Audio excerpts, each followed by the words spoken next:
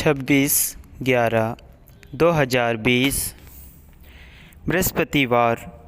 पहला पाठ प्रकाशना ग्रंथ। महान बाबुल का सर्वनाश हो गया है। अध्याय 18 पद संख्या 1 से 23 तक। मैं यूहन्ना ने एक स्वर्गदूत को स्वर्ग से उतरते देखा। वे महान अधिकार से सम्पन्न था और पृथ्वी उसके तेज से प्रदीप्त हो उठी। उसने ऊंचे स्वर से पुकार कर कहा, उसका सर्वनाश हो गया है, महान बाबुल का सर्वनाश हो गया है। वे अबदूतों का डेरा, हर प्रकार के अशुद्ध आत्माओं का अड्डा और हर प्रकार के अशुद्ध एवं घृणित पक्षियों का नीड़ बन गया है।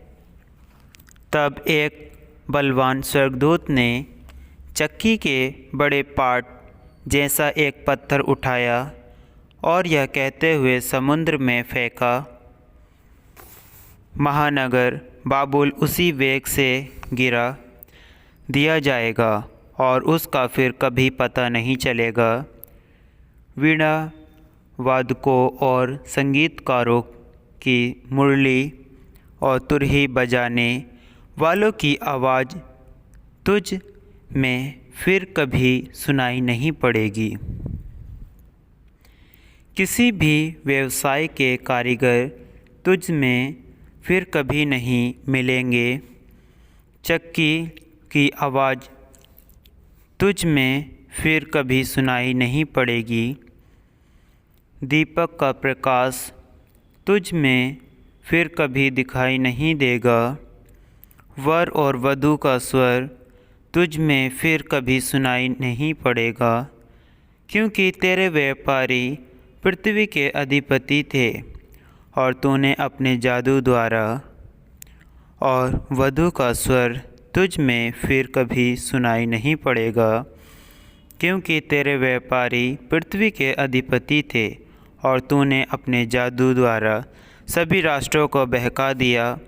इसके बाद मैंने स्वर्ग में एक विशाल जन समुदाय की सी ऊंची आवाज़ को यह कहते हुए सुना, हालेलुया!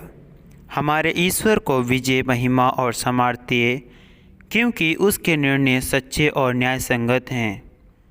उसने उस बड़ी वेश्या को दंडित किया जो अपने व्यभिचार द्वारा पृथ्वी को दूषित करती थी, और उसने उसको अपने सेवकों के रक्त का बदला चुकाया। तब उन्होंने फिर कहा, हालेलुया! उसके जलने का धुआं युग युगों तक उठता रहेगा। स्वर्गदूत ने मुझसे कहा, यह लिखो, धन्य है वे जो मेमने के विवाह भोज में निमंत्रित हैं।